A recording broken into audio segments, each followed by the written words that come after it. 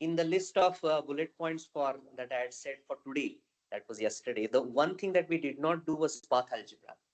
And I decided that we will come to it, but maybe not right away, because I want to introduce the star of the show, which is the main technical tool that we are going to use, which is reflection functors. So that's the main agenda for today. All right. All right. So quickly, we know what a quiver is, just a directed graph. And a representation of a quiver is you just put a vector space at each vertex and a linear map between the respective vector spaces for each arrow. Okay. The really key thing that we did yesterday was to understand the basic quiver, which consists of a single arrow between distinct vertices. Okay. And so before that, we had this category of quivers when we defined the notion of a morphism between quivers.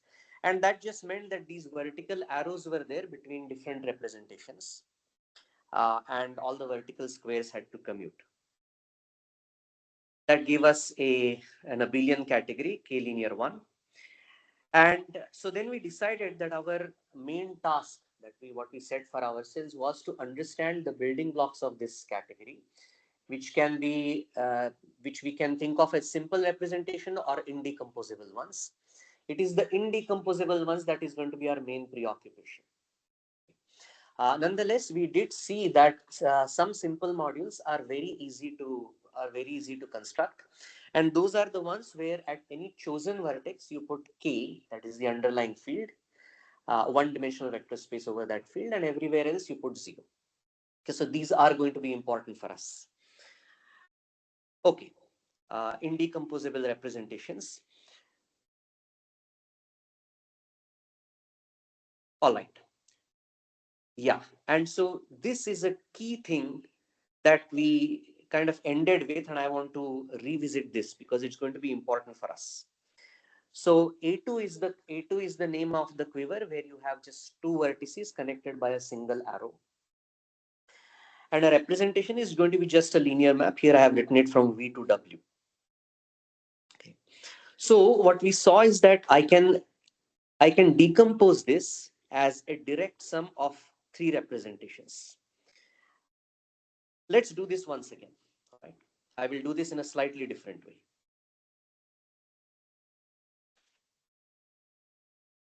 See.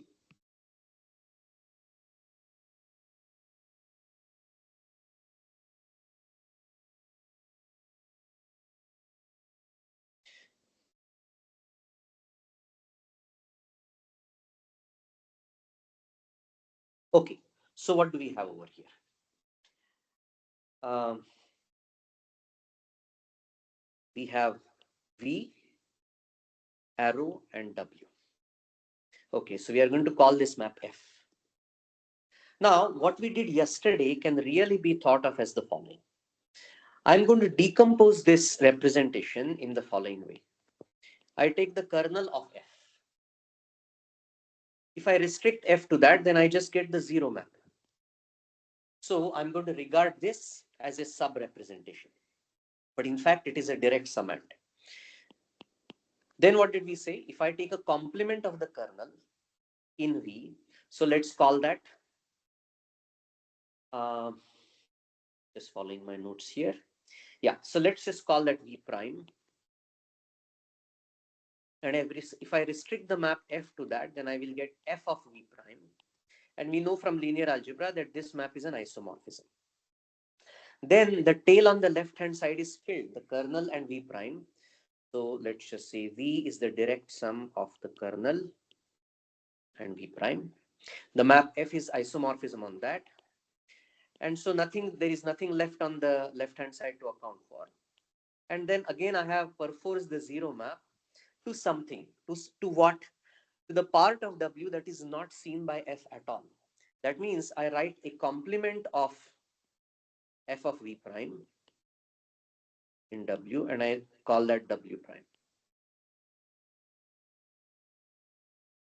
So the key thing is that all of these are not only sub-representations, but they're also quotients. And what I have is a direct sum of all of these things. Okay. So if there are any questions about this, then now is the time to stop and discuss, because this is going to be key for us. We are going to build on top of this. Reflection functors are essentially going to be using some ideas involved in here in a simple way. So we need to understand this properly. Okay, very good. Let's just also see that the situation is quite symmetric. This W prime is really isomorphic to the co-kernel of the map F. Remember what co-kernel is? Co-kernel of a map is just the codomain modulo the image. Sorry, f of yeah, f of v prime. Sorry, no, sorry, f of v prime and f of v is the same thing.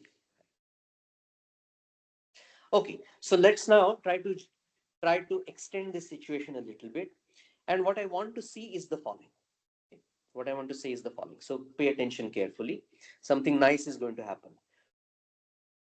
So instead of a single source, now I'm going to have two vector spaces, v1 and v2, and they are both going to map to w. So for now, you can think of this as a quiver with just three vertices and a representation given like this. But in general, for future, keep this in mind that this may be just a small part of what is going on. The key thing that I want you to keep in mind is that focus on W. It is a sink in the underlying quiver where there are maps that go only into W. So no maps going out of W. Okay. So now I claim that just based on what we did earlier, okay. So um,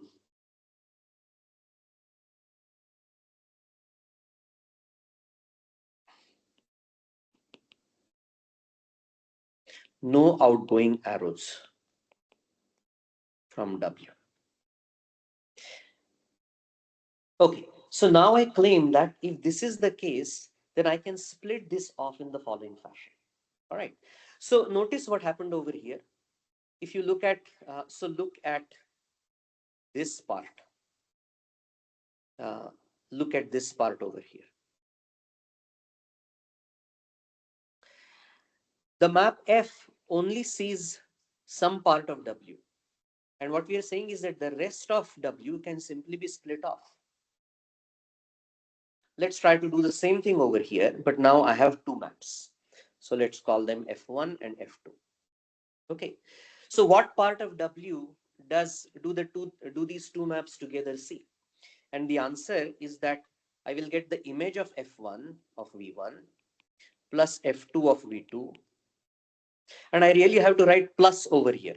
There is no reason that these two subspaces will be will be their sum will be direct. They may very well intersect.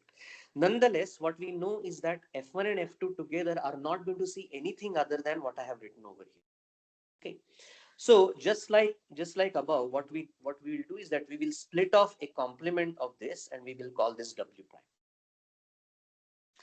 Now I claim that this W prime, uh, the the representation of the quiver, which is just W prime on that vertex, the sink, and zero everywhere else, is a summand. And this is not difficult to see. So let's just see how this is going to happen. I'm going to draw the exact same quiver underneath V2, but I'm going to say, sorry, V1 direct sum 0, V2 direct sum 0, and I'm going to call these arrows. So here I can say F1 direct sum 0, if you will. You know what? Let me not write this because I don't want to clutter the picture. But the top map is really essentially F1, and the bottom map is F2. Okay, so let's try to understand that what I have written over here is really a direct sum decomposition. So let me bring in the color, which I think I had this from yesterday. So if I'm claiming that the given representation is a direct sum as I have written below, then I need to produce isomorphisms, right? So these isomorphisms are really going to be equalities. So let's just write this down. So I have equality over here. then I have equality over here, and I have equality over here. Okay. But think of the maps as going from the top to the bottom. So let us say going like this. Okay. So how many commutative squares do we have to check?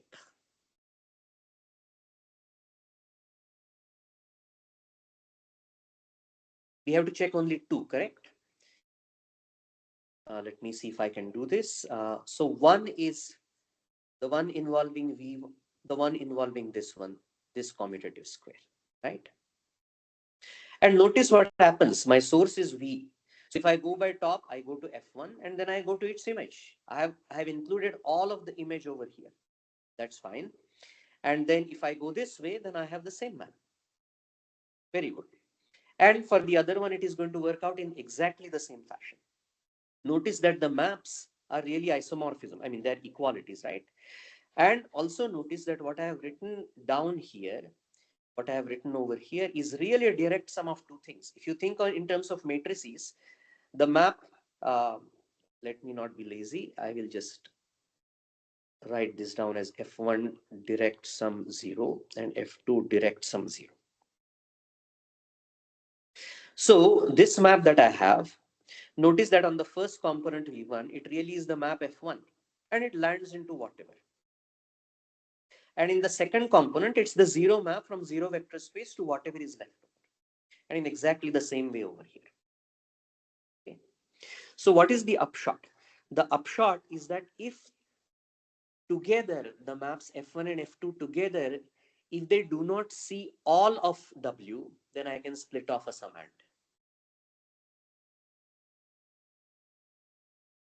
All right. So think about this. And I'm going to make this into a general principle now. Okay. So let's say the following. Uh, so, uh, so upshot. Upshot not of this exact same picture, but a more general principle that I'm going to write down. If I is a sink in Q and in a representation V,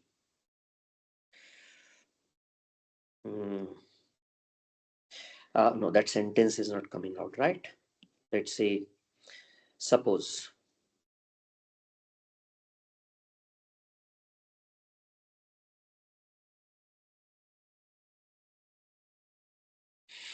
uh, if in a representation V, I want to abstract out this situation. You see, now we are saying there is nothing special about 2, right? There could be a zillion things over there. I could have V1, V2, V3, V100. It doesn't matter. The key thing is that the only commutativity squares that I had to check that involved W, where I did some significant work, there were no arrows going out of W. So if in a representation V, if I take the direct sum of all Vj's such that there is a map from J to I.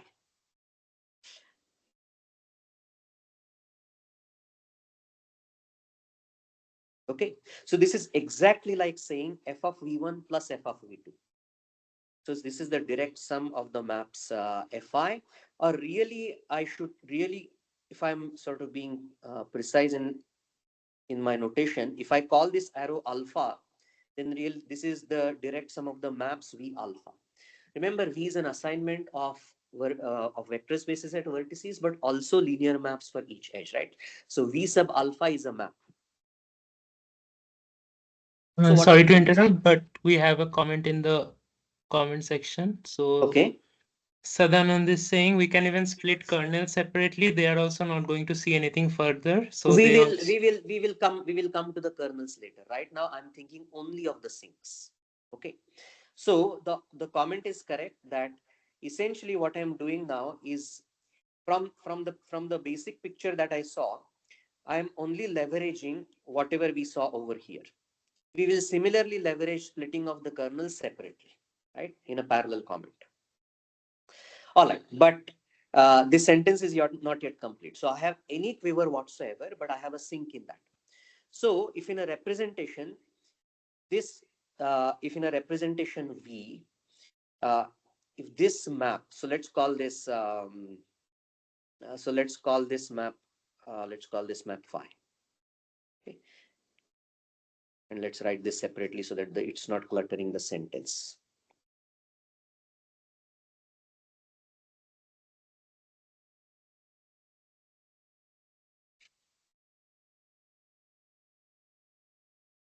The map phi below is not surjective. Then uh, V V is not indecomposable. Basically, we will decompose. Then V decomposes.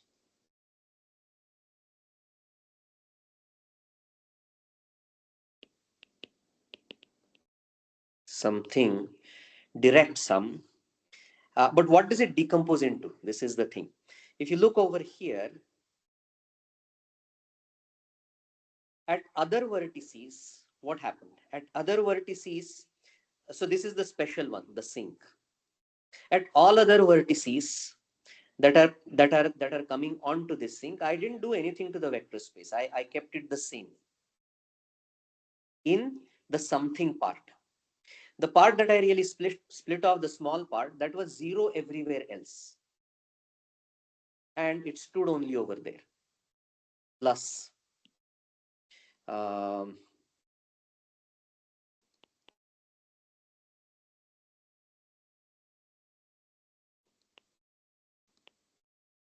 supported at I. And in fact, we can say precisely what this representation is going to be. Notice that this W prime is isomorphic to the co-kernel of the map F1 direct sum F2. Supported at I, where the vector space is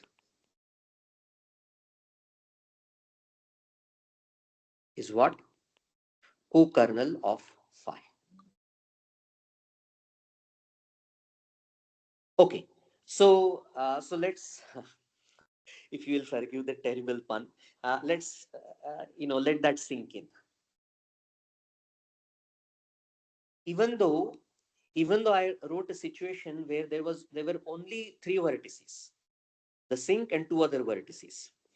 Uh, going from two other vertices to any finite number of vertices is no big deal. You are going to do exactly the same thing.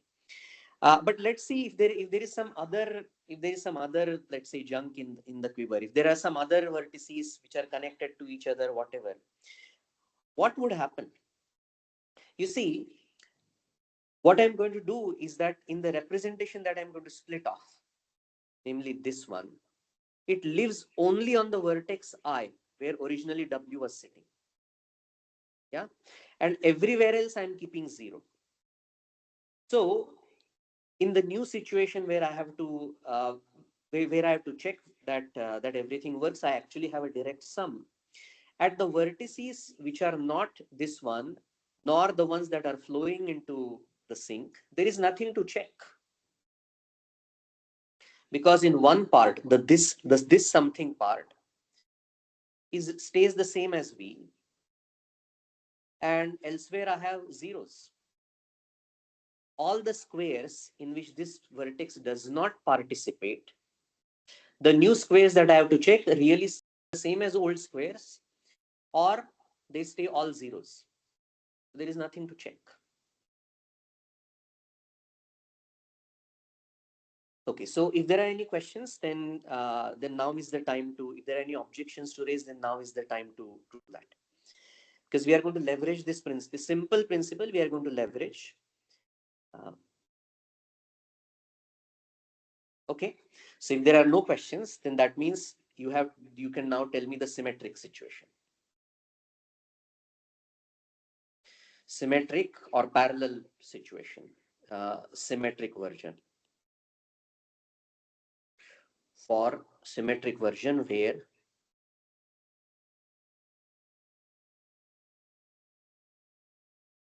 I is a source. And let's again write down what I wrote over here.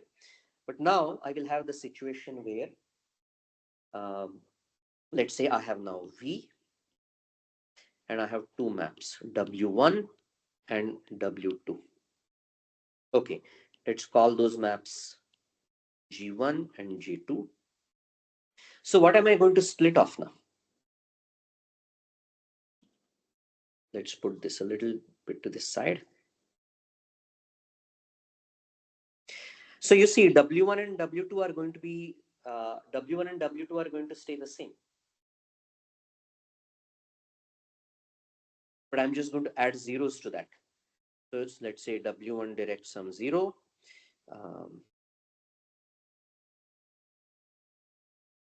And here W2 direct sum 0. But what will go into those zeros?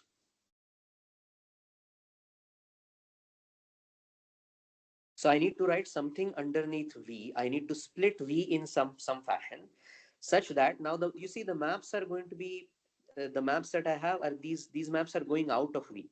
So I'm going to write a direct sum over here, such that some of it should go into, one direct sum part should go into W1 and W2 by means of G1 and G2, and the rest of it should go into zeros by means of G1 and G2. So it sort of suggests itself, right?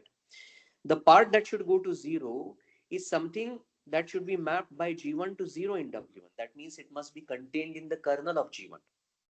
In exactly the same way, because I want to go into 0, it must also be contained in the kernel of G2.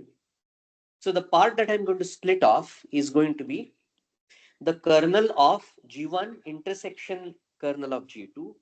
But in um, but in parallel to what we did, so let's think of this, that the associated map is going to be V going to W1 direct sum W2, and this map is going to be just G1 direct sum G2. So the part that I'm going to split off is the kernel of G1 direct sum G2. If you don't like it, yeah, you can just think of this as kernel of G1 intersection kernel of G2, because this map is really taking V going to G1 of V, G2 of V, right? That's what the direct sum. That's what the direct sum is. So, so the kernel of this is just really saying that both of these maps have to go to 0, and then I simply split off a complement V prime. Okay, so let's write down this. So this map is going to be still G1 direct sum 0 and G2 direct sum 0. And the vertical maps are again going to be just equalities. So this one is also an equality. Okay. Once again, there are two commutative squares to check. Now, both of them originate at V. Okay. So let us see what happens. Instead of now thinking of taking the map from, so earlier we went down. This time we will go up. So let's write down a map like this. All right, so what happens? I just have to, so notice that because I wrote this complement, this really is an equality. It's an internal direct sum, if you will. This one, it really is an equality. But in order to check that the diagrams commute, you just have to follow your nose. This part here, it is killed by both G1 and G2. So if I go up, and if I go up by equality apply G1, I'm going to land in I'm going to land, I'm going to get 0, which is exactly what happens, because on the second part the map is 0, right? So I go by means of 0 map and include 0 over here. So it works out in exactly the same way for this part on the second map. And what happens to V1? Well, nothing. For V1, anyway, it's the same thing. Anyway, the square stays the same. I'm going by means of G1 to W1, and this one is also equality and G1. So everything works out. right? So what is going to be the symmetric version, this upshot now? So can someone say this? Can someone say this verbally, and then I will just write down. So we'll say upshot. I have some quiver Q. Let I be a source in Q, just like this. So the key thing over here was that there were no other, that all the maps from V were outgoing maps. W1, W2, maybe some others. There were no incoming maps. So you see, for commutativity, I did not really have to check any commutativity which went into this or which went into this. All right. So what does it say? If in a representation V, the map, the analog of this map below is not, what are we going to say? Notice that I will be able to split this off. This kernel is just the intersection of all these kernels. So if the map G1 direct sum, G2 direct sum, whatever, if that map is not injective, then I will have a kernel. So let's write this down. Um,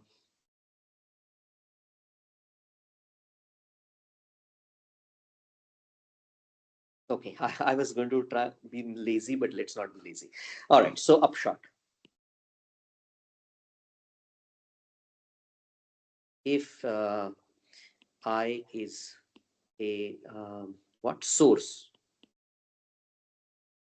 in Q, and for a representation V, the map psi below is not injective, then V is equal to splits as kernel of, well, not really kernel of psi. That's not right, because kernel of psi is just one vector space. Um, Something direct sum, uh, kernel of psi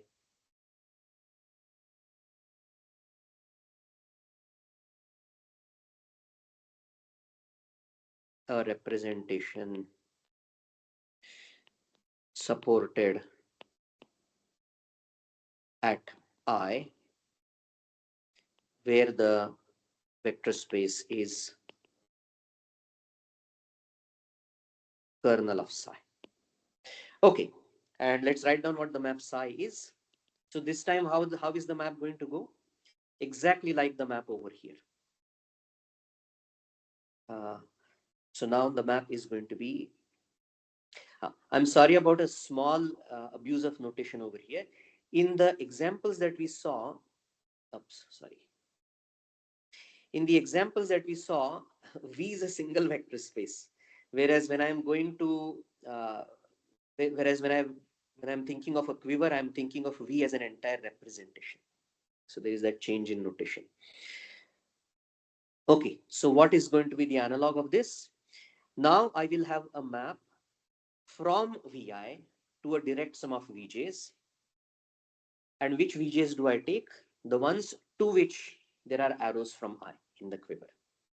So this is Vi to direct sum of Vj such that there is a map. And psi is just the direct sum of maps. So if I call this alpha, this is the direct sum of the maps E sub alpha. Okay. All right. So this now completes kind of the background for reflection functors. And so with maybe a drum roll, let's define reflection functors.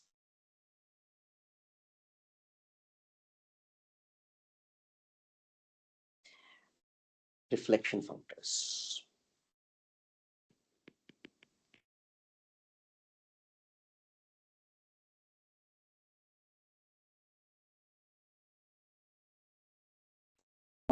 At this point, I want to also just say that yesterday there was a question asked about how one might relate representations of different quivers. Okay. So this is going to be one answer to that question in some situations. Okay. So I have just a comment to make. please go ahead. So if a particular vertex is zero, uh, uh, has a zero vector space in it, then we can just break it up into some, right? Sorry, I did not understand. What do you mean by if a particular vertex has zero, then what? If vi is zero, Okay. so this then we can break all the things that incoming to it or outgoing to it separately into a clause, right? Or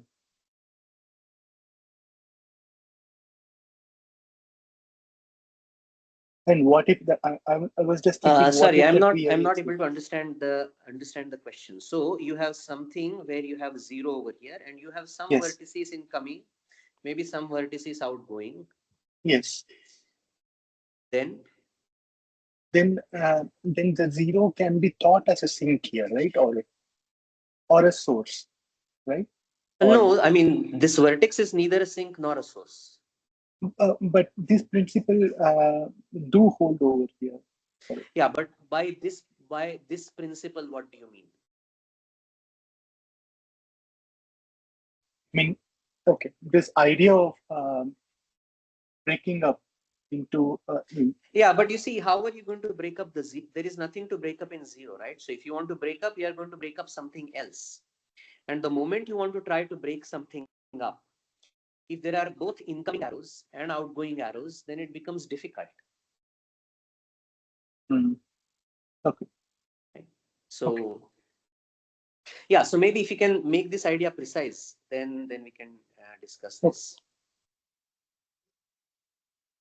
And just a comment to related to this, that the notion of source or sink, that is related to quiver, not the representation. Absolutely, yes. Yeah. Um, yeah, and so these reflection functors, as I was saying, this is going to give an answer to uh, a way to connect representations between of different quivers in a very precise way. And we will be able to have these reflection functors only when the quiver has a source or a sink. So we will have, just like we had these two parallel situations, we will have two different kinds of reflection functors, f plus and f minus, depending on where fi plus and fi minus, where fi plus when i is a when I is a sink, and fi minus when I is a source. Okay, so there are a number of very nice things to do. I should say that nothing here is difficult. If you understood this splitting principle, then there is really nothing difficult over here. But I do want to say there are a bunch of things to do. There is development, but I want to give the punchline right away, which is that if you have okay, so just one more thing. So if I is a sink in either case, if the sink of the quiver Q and of the quiver Q. In either case, if I reverse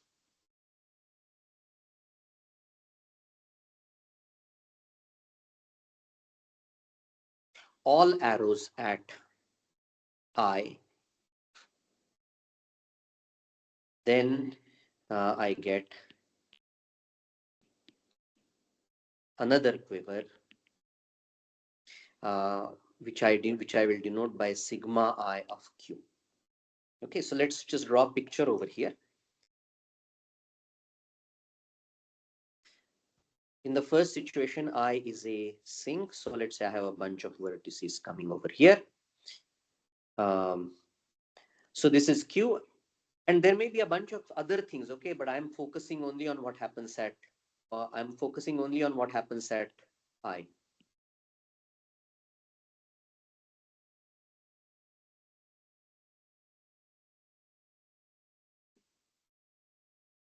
Then sigma iq,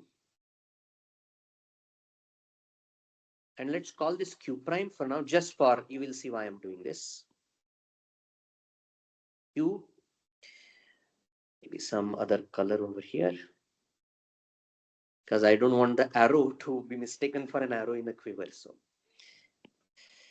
okay, so what do I do? It's very simple. All the arrows change. I'm not labeling the other vertices. So this is sigma I of q. And if I call this q prime, very silly point. What is sigma I of q prime?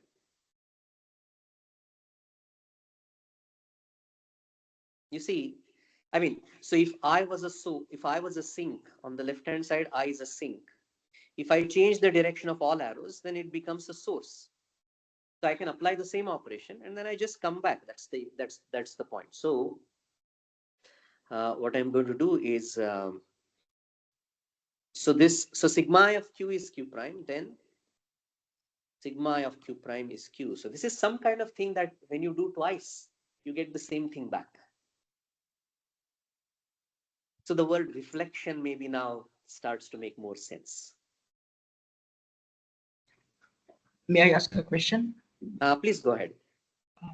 Sorry, yeah, I don't know whether it is a proper time to ask this, but what I have in mind is somehow are these reflection functors or maybe sigma, they are related to the mutations of Quiver? I think this question should be directed at Amit because I do not know what a mutation of a quiver is. Yes, it is actually mutation. Thank you. Yes. So yeah. So what you can, okay. So I think I can guess something based on this and maybe just make a comment. So this changes a quiver in a very specific way, right? You have to have a source or a sink and only there you can change all the arrows. So we may not be able to apply this to all the quivers. Today's theory, what we will do, it will apply, we will talk about a general quiver provided there is a sink or a source. But what is the situation in which we are guaranteed that there is a sink as well as a source, in fact?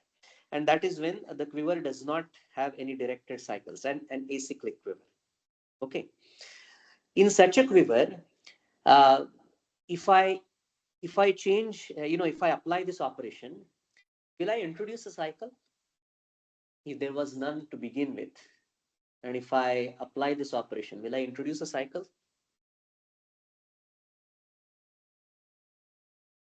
Just notice that this operation cannot introduce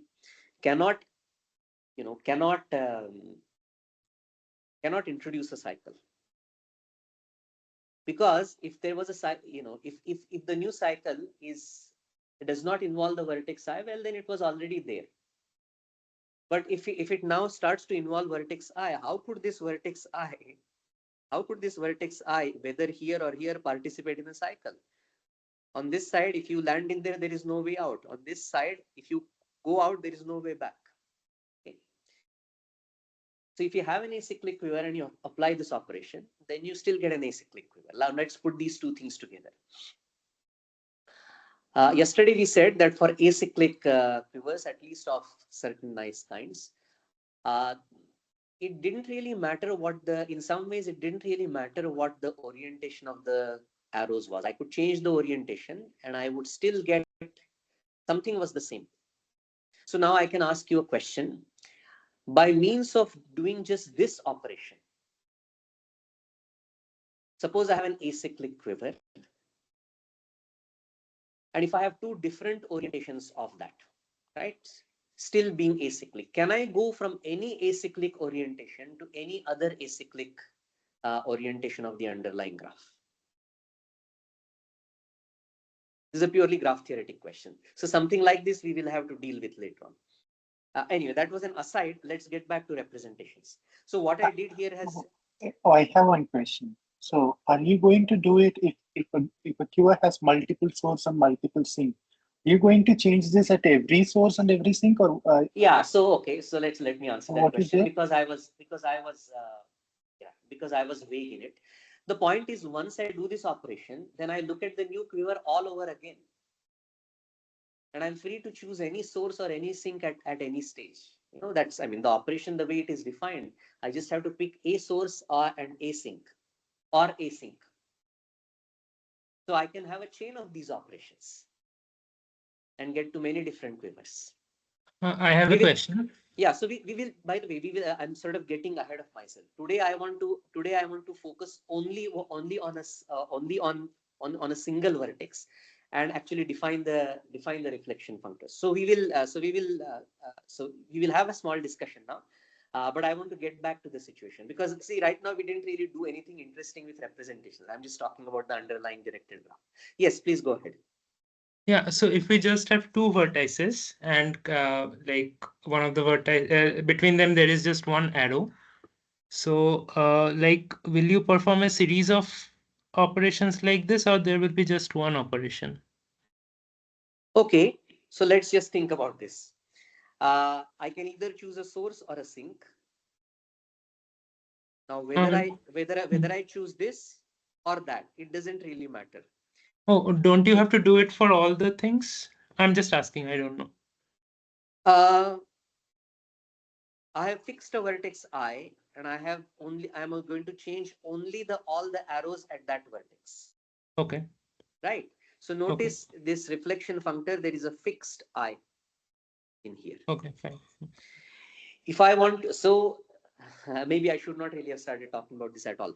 See, once I define this reflection functor for a fixed vertex I, and I get some new quiver and its representation, I'm free to do it all over again, and we will.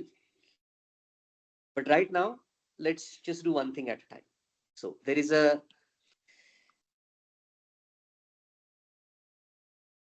okay. So let's actually define the reflection functor. I'm sorry, I have a comment. Please go ahead. Yes, I think it's not true that reflection of a quiver is the Fomin-Zelinsky mutation. Like, there are adjacent vertices which plays a role, and there are rules amongst but you them. see, the thing is, we really do not know what a mutation is, right? So right now, I think there's but kind of no point in talking about it. So but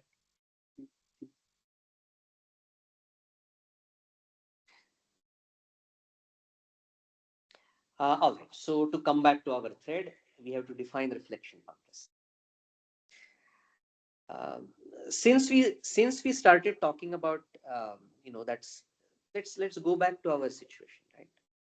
So this map V to W and F. Okay, so this is so the quiver is just this. Now, if I want to, so there are two even though, see, I can apply this reflection operation either at the source or at the sink. In both of these cases, I am going to get the same. I am going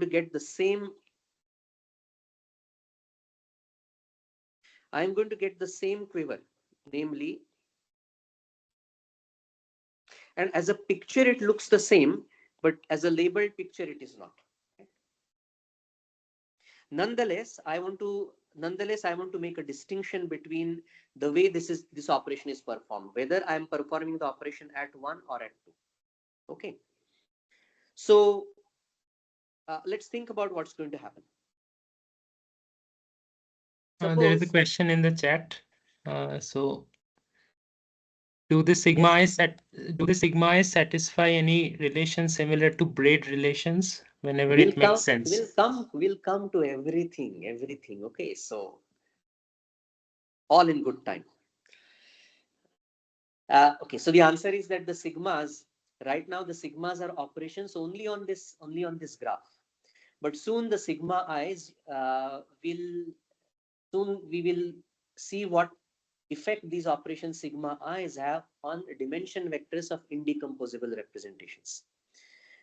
Then we will be able to see that these sigma i's are actually reflections in some vector space. And in the ADE situation, they will actually generate the Weil group.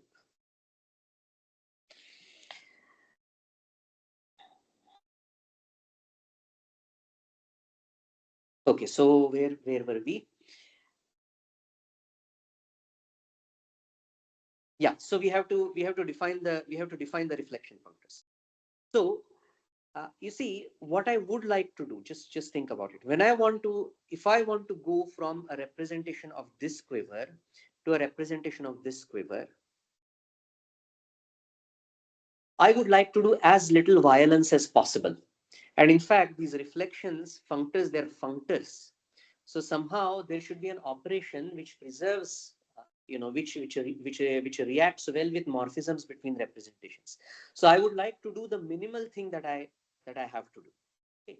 So what this suggests is that when I start changing the vector spaces, you see in the original quiver, there are going to be vector spaces sitting at all vertices at I, as well as all other vertices connected to it, as well as, whatever else you have in that quiver. So when I want to change and make a representation of this quiver, really I have no control over other parts. So I would like to make the change as much as possible only at I. So this is what our goal is going to be. We are going to keep all the vector spaces at other vertices, the ones far away from I, but also the ones that are connected to I. I'm going to keep all of those vector spaces the same. I'm going to try to change only the vector space at I. With that in mind, let us see what we can do. If I want to apply, if I want to apply the reflection functor, let us say, okay, so this is V and W, all right. So I'm going to call this M. So F1, so the vertex I is a source. So that means if I have F1, then what is it going to be? F1 plus or F1 minus? And the thing is, it is going to be F1 minus. So F1 minus of M should be something, of what type? And F2 plus of M. So what would I like to do in F1M? What I have zeroed in is that this is the vertex that is going to be the special vertex. Everywhere else I want it to be the same. That means this W I do not want to change. Okay. But I would like to have a map from W to something. So this is a question mark over here. That's what I would like to do. And in exactly the same way, when I'm doing F2 plus of M, then my focus is on this vertex. Elsewhere, I want to keep things the same. So I want to keep V to be the same. And I would like to have V going to something. What can I do? And both of these new arrows that I have written over here, somehow those arrows should be related to F. Now you see, they cannot be F. It cannot be any map that is induced by F. It just goes the wrong way. This is a map that is from W. And this is a map, sorry, this is wrong, second picture.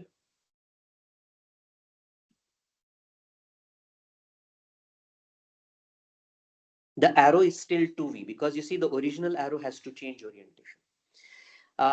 And here I need a map 2V. So what can I do? So in the second situation, is there any map that is related to F that goes into V? And the answer is yes. You just take the kernel of F. So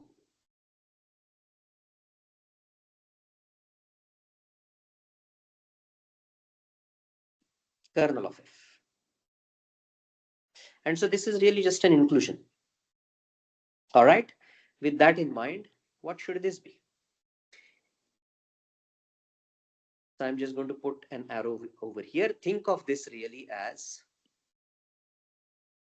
if you wish, in any abelian category, I have this. No, if I have F, then I have this I, which is the kernel of F. Formally speaking, the kernel of a morphism is a morphism, not the module, not the object. So likewise, what do I get to put on the other side?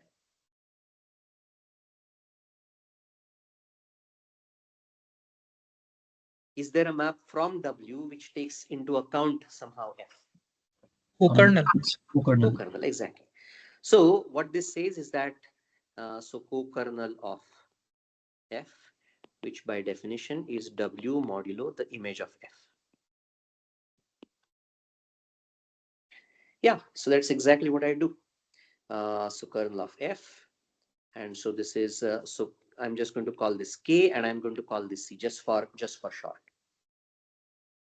So co-kernel of F. Okay, so let's try to apply this in general.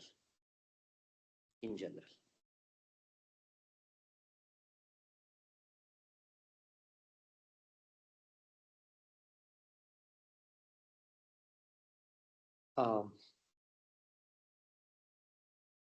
so Fi plus of P. This is so is defined as follows. So that means I have to define it at all vertices, right? So if I take let me not write K because K is our field. So Fi plus at some other vertex L other than I, then that is really just the same thing as V sub L. I don't do anything. The interesting thing is Fi plus of V at I. What do I do? So let's look at the situation. This is the sink situation. So I'm going to let me draw this over here. So how are we on time? Oh, okay. We need to get a move on. Okay, so I have Vi, and let me just write down. So there is a bunch of arrows coming in here.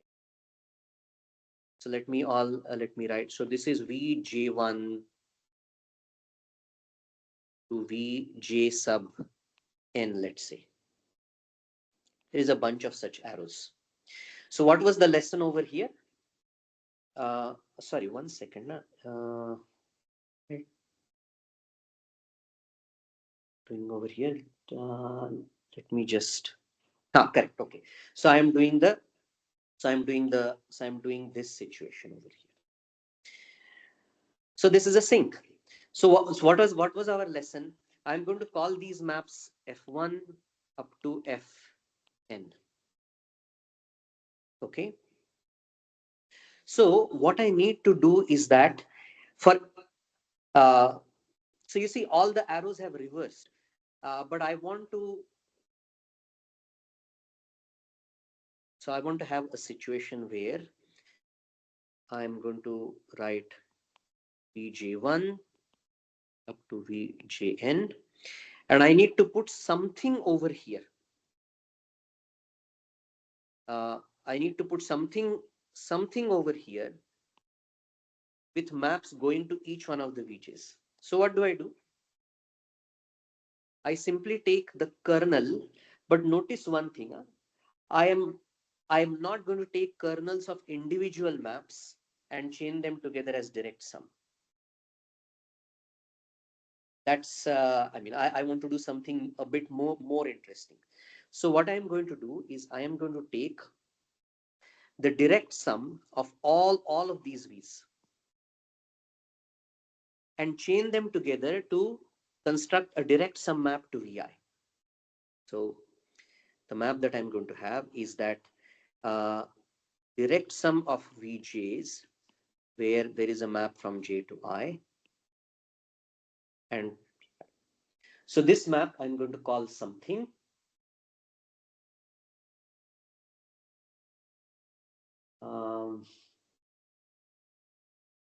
Yeah, so I'm going to call this map phi.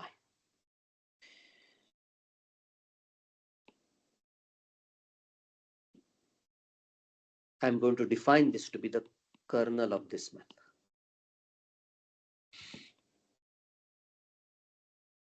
So note in particular, so for example, let me see what I over here. So what is going to happen is that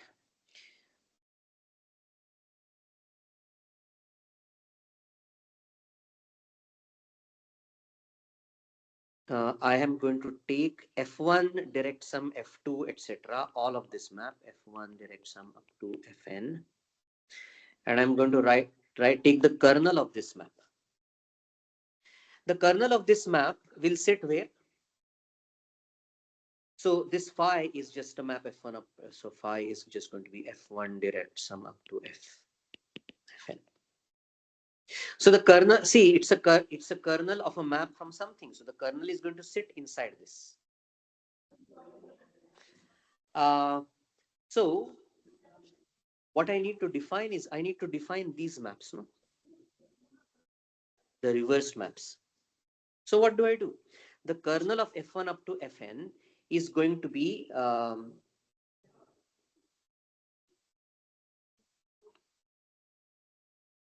kernel of f1 direct sum up to fn is a subspace of vj1 plus up to vjn.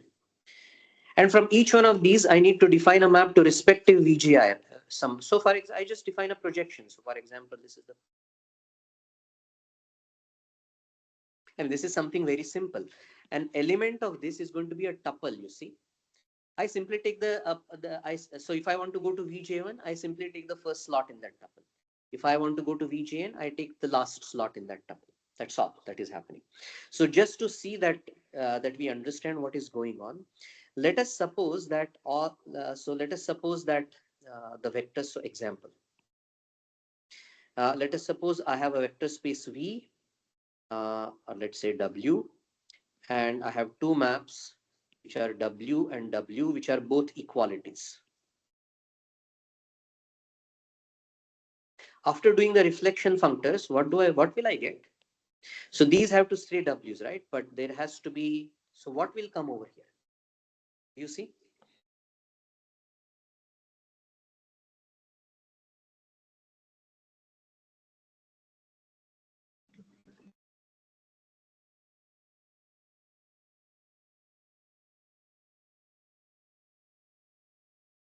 Okay, so maybe just 1 second. I think I did something silly over here. Anyway, I asked the question. So what is the map going to be? Any vector x is just going to go to x comma x, right? Oh, no, sorry. Yes, I made a mistake. Okay, all right. So yes, there is something to understand over here. So what is the map phi here?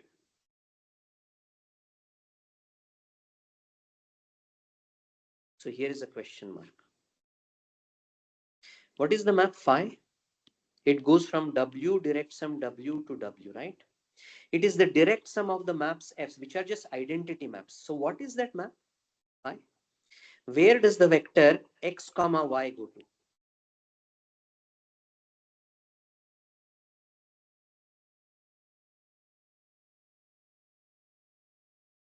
Okay, so remember, x comma 0 goes to x, 0 comma y goes to y, and therefore x comma y will have to go to, well, I hope that I hope that people are not, I can't really tell. So this really has to go to x plus y. That's what it means to take the direct sum of maps. All right. So what is the kernel of this? That's what we have to do, no? So kernel of phi is the skew diagonal, right? It is things of the type x comma minus x. Okay, so something is going on over here.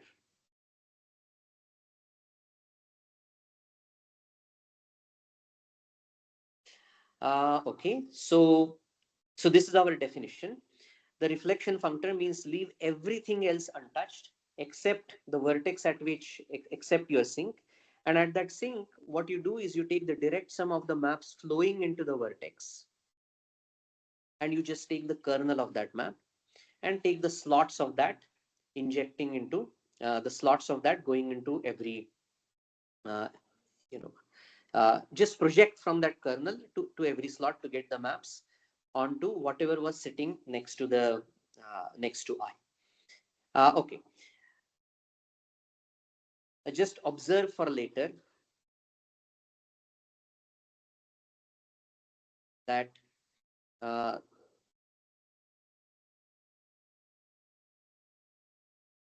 the map from fi plus vi to direct sum of VJs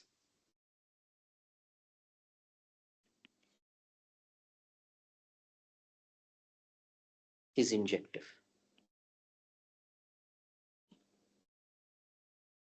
This is dumb, okay? Because what is this after all? This is a kernel of a map that goes from here. So of course it is going to be injective. But I just want to say this for future. Okay. Any questions? It is key that we understand this properly, because everything else is going to be built on top of this. Excuse me, sir. When we're projecting from the kernel of the direct sum into the direct sum of the VJs, so Right. basically our individual components will just be kernel FJ, right? Inside VJ. I want somebody else to answer this question. Think of this example.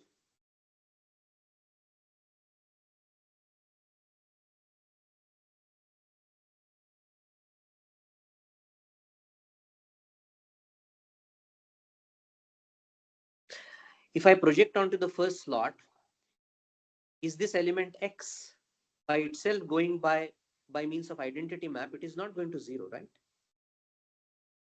Right. Mm-hmm. Okay, so something interesting is going on.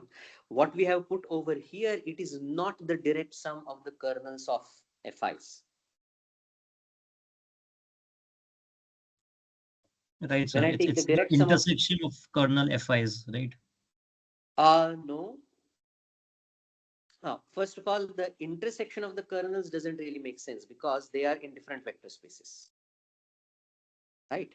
But somehow what we are saying is, now look what's happening over here. This W here, I took the same vector spaces, but what's happening is that this VJ1 will have some map. It will go somewhere. This one will also go somewhere. Now it may happen that some vector over here and some vector over here will both go to the same vector. Let's say X and Y both go to Z.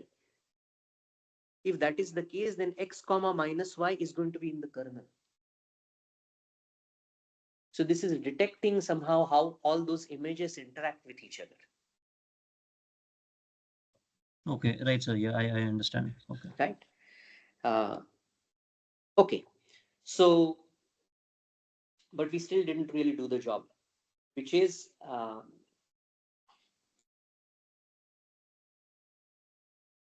so I defined the vectors. I defined the vector spaces at various vertices of. So what are the maps?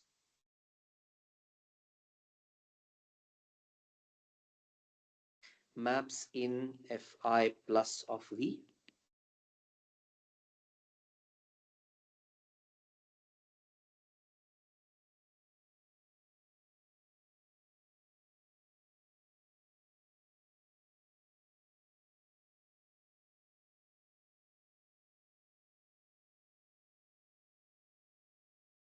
All right.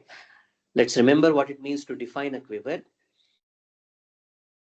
I'm going in a situation where I have a representation like on the left and I'm going to the right. For every arrow, I have to define a linear map. I have only changed the vector space over here. Elsewhere, the vector spaces are the same.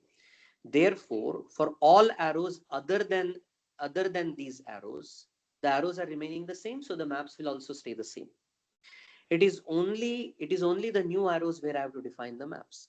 The new arrows are going out of the vertex in the other quiver, that is sigma I of q. So what I just have to do is I have to define the maps out of whatever I put in place I, and I have just done that. I'm simply taking the kernel, which is a kernel of the direct sum of f's, which is a subspace of this direct sum. And if I'm taking any subspace of this direct sum, how do I go to VJ1? Just take the first slot. How do I go to VJ2? Just take the second slot, and likewise up until n. So the maps are just inclusion into the entire direct sum followed by projection onto the respective slot. That's what the quiver is. Sorry, that's what the That's what the representation of the new quiver is. Remember, now there are two different quivers. So, and so when I write over here, this is in Q. All right, any other questions?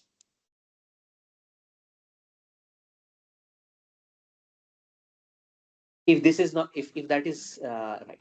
So if there are no questions, then you should be able to tell me the definition of Fi minus when I is a source. This is also a functor, right? Okay. So this is going to be an exercise,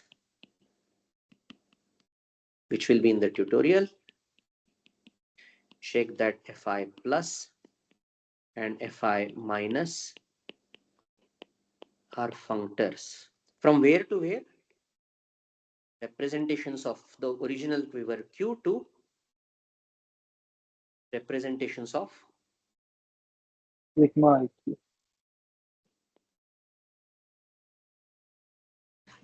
So being a functor means several things, no? You have, so this means that if I have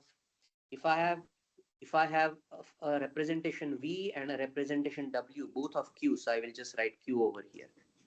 Then I have to produce a map from Fi plus of V to Fi plus of W. I have to show that compositions are preserved. None of this is difficult, but it is worth doing because it will force you to become conversant with the gadgets. All right. So the definition of Fi minus when I is a source. In this case, what do we do? So let's try to now draw an analog of the picture that of the picture over here, and then let's write down the formal definition. So in Q, I start with a vertex, a vertex I, and now all the arrows, they were earlier incoming. Now in Q, so this is for Q. All right. So and now all the arrows are going to be outgoing arrows.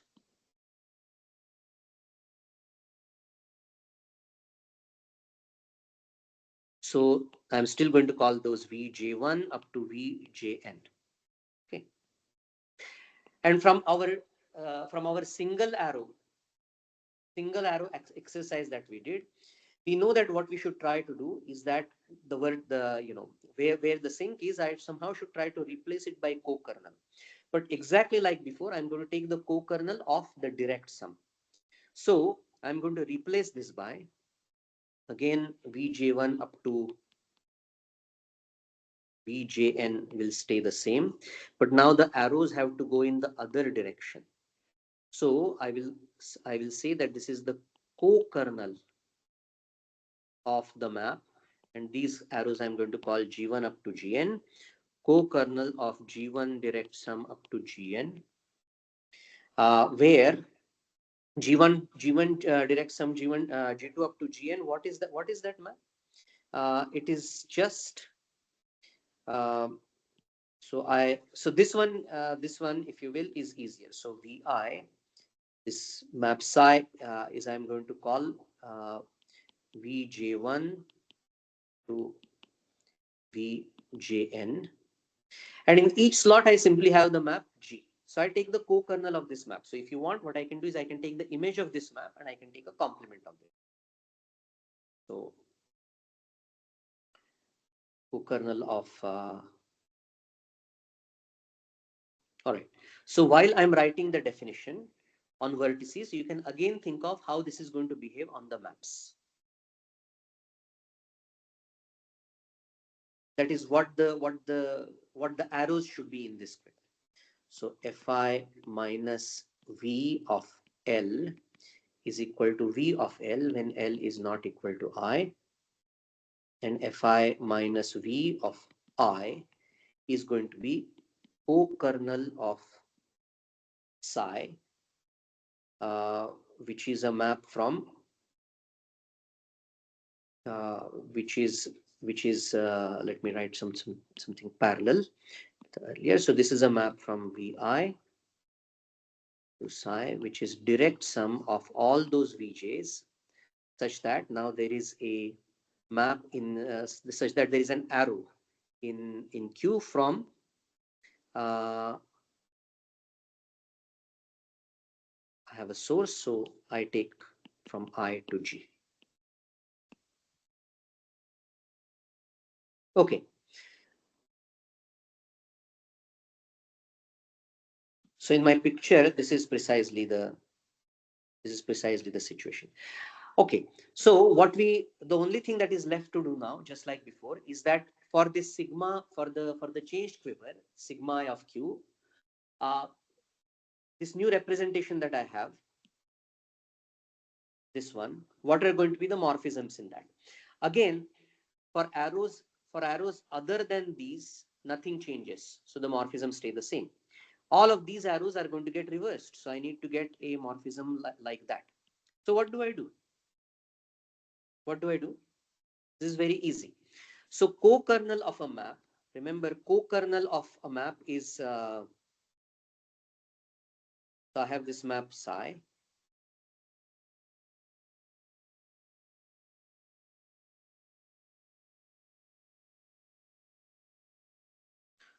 So this means that there is just a projection to co-kernel of psi, right?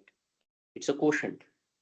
Now what I need to do is I need to define maps from Vj1 up to Vjn into this co-kernel, and that's easily done, because for any Vj1 or up to Vjn, there is just the inclusion map. I mean, not really inclusion, it's inclusion in a particular slot. It's not a set inclusion. Namely, any vector x goes to x0, 0, 0, right? That's what that map is. So you just send it up and then take its image. So this is what Fi minus is. Okay. So any questions on this?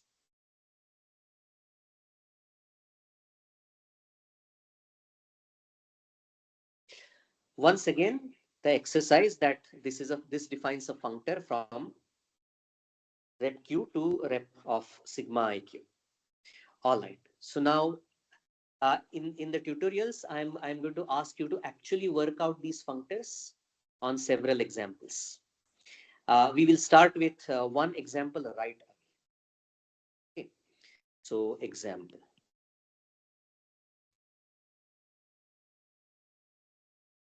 One or maybe zero. Okay. So remember, whenever I apply reflection functor, I have to have the vertex where I'm applying it be either a source or a sink, and then I will apply respective f plus or f minus. Okay. So what is the very first example on which I should try to apply this? What's the simplest example that you can think of?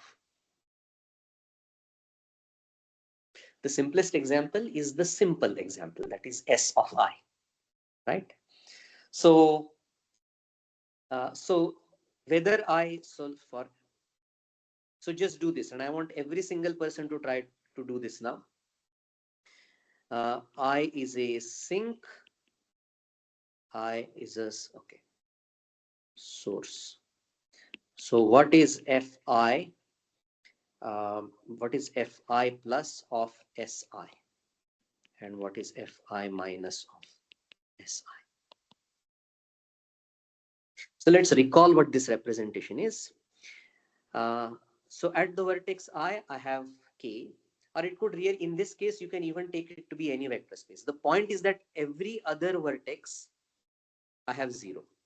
And in the first situation, I'm taking I to be a sink, right?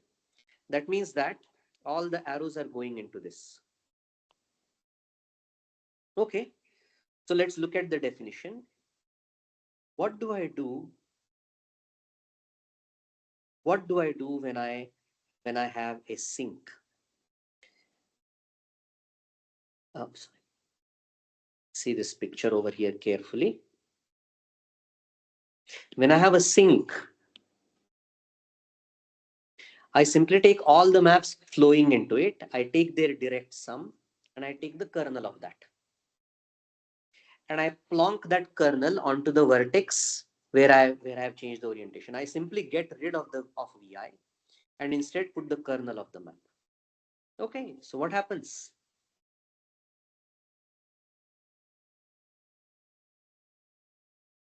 So this is the vertex I. I am going to simply get rid of this k completely, right? And in its place, what am I going to do?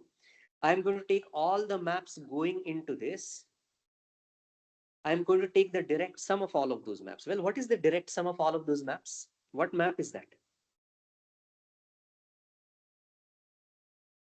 The sources of all of those maps are just zero vector spaces, right? So their direct sum is also the zero vector space, and the map is also zero.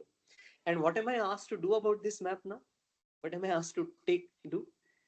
I'm asked to take the kernel of this map. So what gives? What do I get?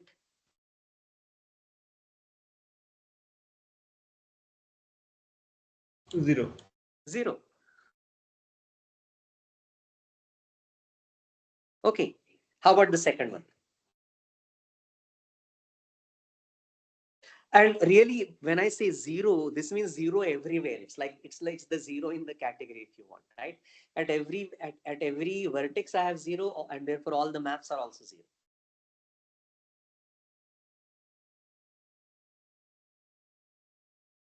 So I will just say 0, just to be 0 representation of sigma iq. What happens in the other case? Now here, what do we have to do? So what happens is that all the maps are now going out. Okay.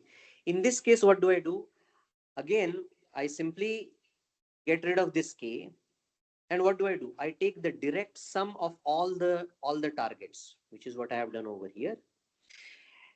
And I take a co-kernel of a map from that direct sum. I don't even have to bother about anything. It's a quotient of this direct sum, no? The direct sum of all, I still have a direct sum of zeros. Now I'm taking the quotient of that. The quotient will also be 0. I get exactly the same thing.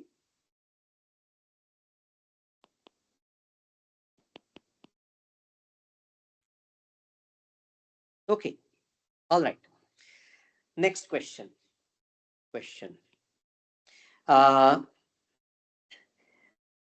For which V, the question will take longer to write and say than for you to think of the answer. So I will just ask you while I'm and then write down. For which representations can it happen? Again, I is always a source or a sink. For which representations will it happen that when I apply the reflection functor to it, I get the 0 representation? Simple representation. Certainly simple, but for any others?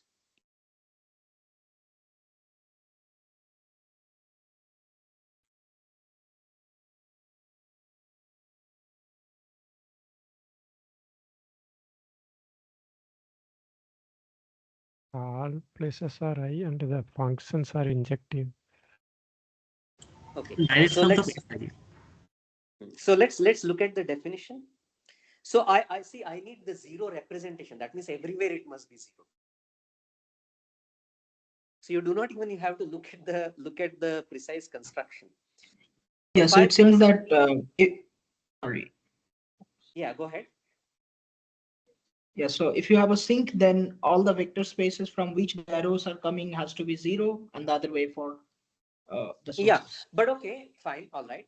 But what about other vertices, the vertices that are not in the picture at all? Can there be something over there? Those have to be 0. Those Yeah, have to be because 0 you as see, well. this is a very silly point. Is that in my definition, whenever I have any vertex other than the source or the sink, I'm not changing it at all. So if my end result has to be 0, then everywhere else it has to be 0 to begin with. And then you will see that answer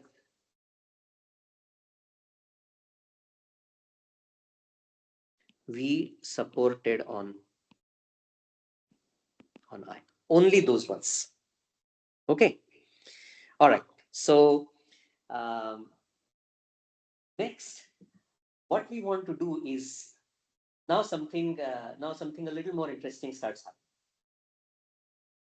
Remember, our goal is to study indecomposable representation. So now let us try to focus on indecomposable representations. So focus on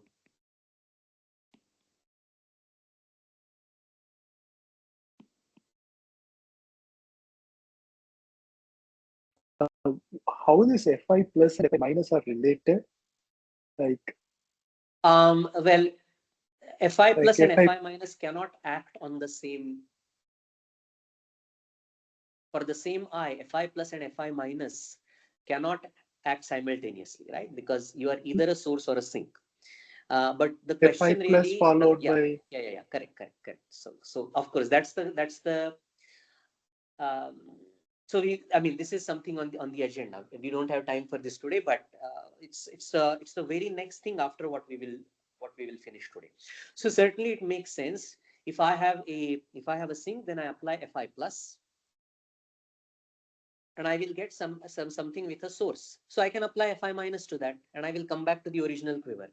How do these things compare, right? So the punchline is that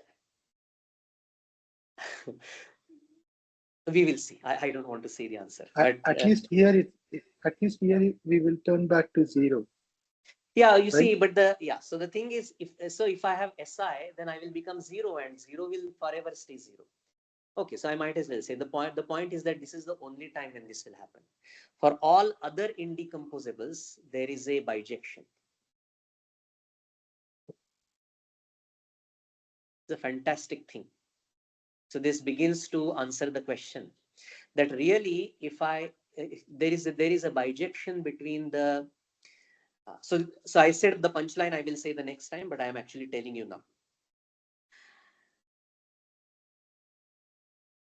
So I have a way to go between these categories. What we said is that if I take Si, then it goes to 0.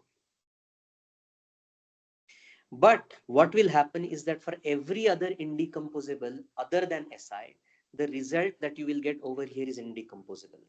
In fact, what will happen is that if I go forward and come back, I will get the same indecomposable.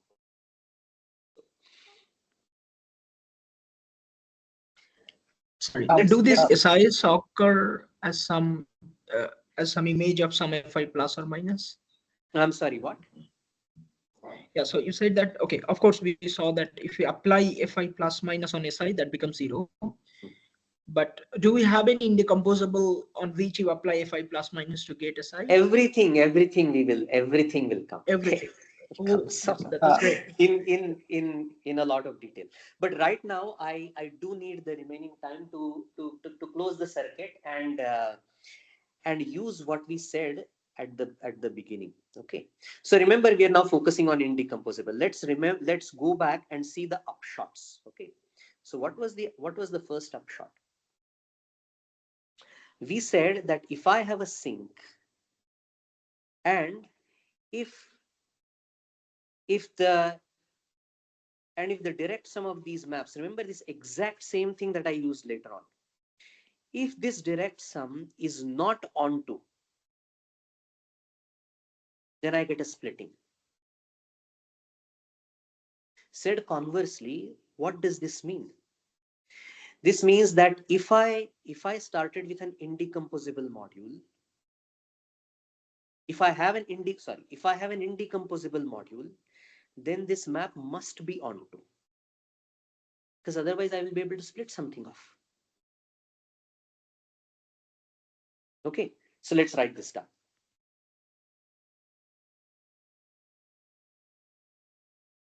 So note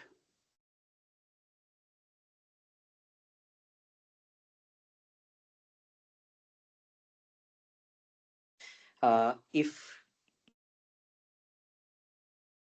indecomposable, then exactly one of two things happens. One, V is equal to Si. And okay, and fix uh, so fix I to be let's say a sink,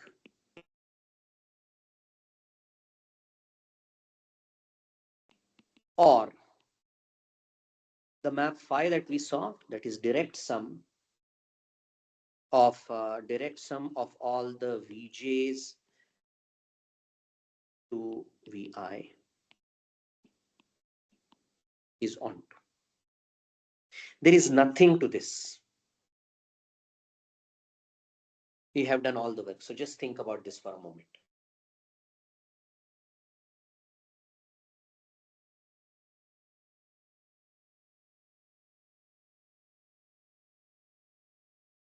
Okay, so let's see.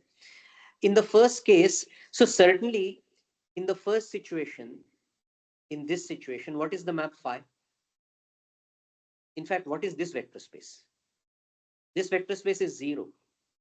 So the map phi cannot be onto in this situation. All right. So if V is not equal to Si, remember my module is still indecomposable, right? So if this map is not onto, then I will be able to split a summand. That's exactly what we saw earlier. So just to see that you're kind of following what I'm saying, why did I have to make two cases? Why don't I just have this?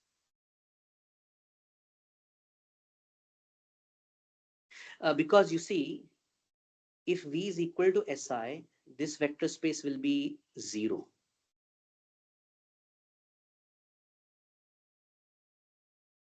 So the way you will formally do the proof is the following. If V is not so I have to show a dichotomy, right? That means that V is either equal to Si, or if V is not equal to Si, then I have to show this. If V is not equal to Si, then this means that some vertex other than I must have a non-zero vector space. Okay, sorry, I'm now having a little bit of problem over here.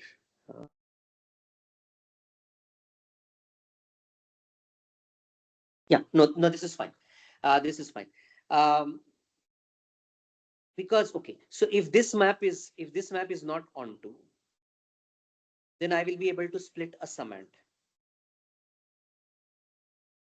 And this summand will be non-trivial because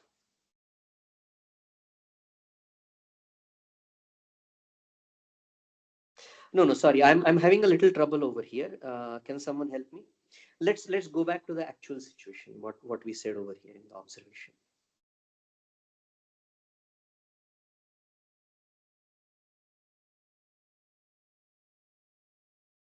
Okay.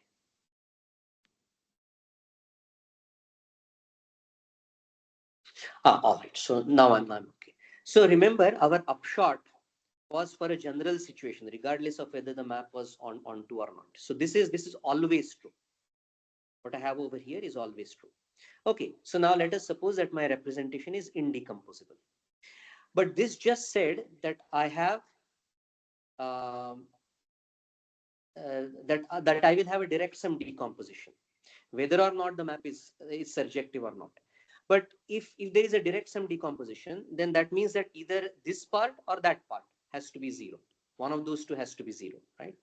So if the first part is 0, then notice that the representation is supported at I, and it's an indecomposable representation. So if I have a representation that is non-zero only at one vertex, then it has to be one dimensional, because otherwise I will just split it as direct sum of lines.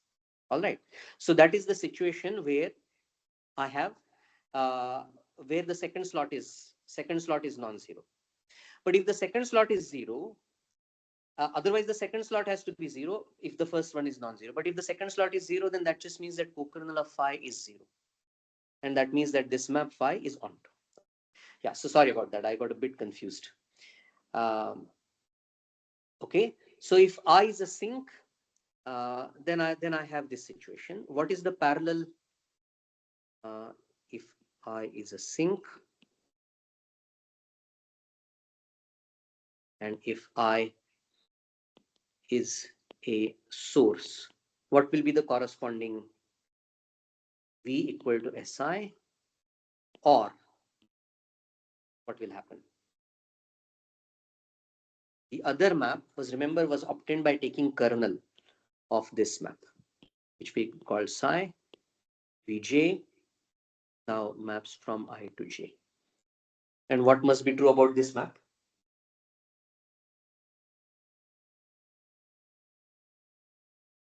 This map has to be injective.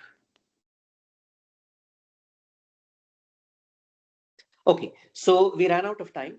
I will write down the two next things which were almost there. Usually. And so the results are as follows.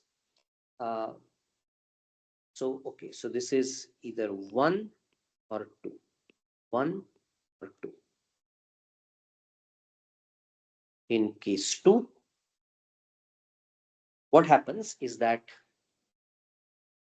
Fi plus Fi minus of V is equal to V. Or let me do it the other way around.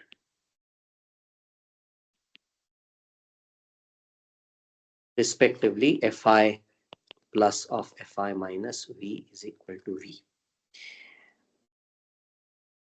And this is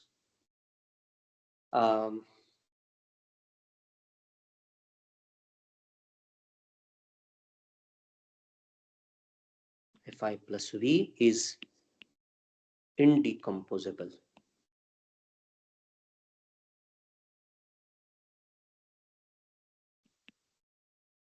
Respectively, Fi minus V is indecomposable.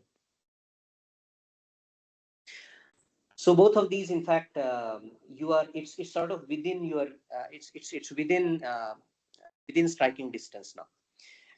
So I will just end with this kind of amazing observation, assuming this. What we get is that the reflection functor will take an indecomposable module, and you will have a dichotomy. If your indecomposable module is the special module Si, then the reflection functor will kill it. But otherwise, it will go to an indecomposable module of the other quiver, the sigma I of Q. So what it will do is that it gives us a one-to-one correspondence between indecomposable modules of Q and sigma I of Q. Away from Si, this is a one-to-one. This correspondence is functorial. But for Si, it doesn't quite work because these functors kill it. Okay, so we will take this up in more detail. And what actually is going to happen is that these functors Fi plus and Fi minus, they are going to be adjoined to each other. So you see, these functors are almost equivalences of categories. In that, right? If I go forward and come back, then I'm going to get the same thing most of the time, but not all the time. They're not quite equivalences, but they are adjoint functors. Okay, so let's stop with this.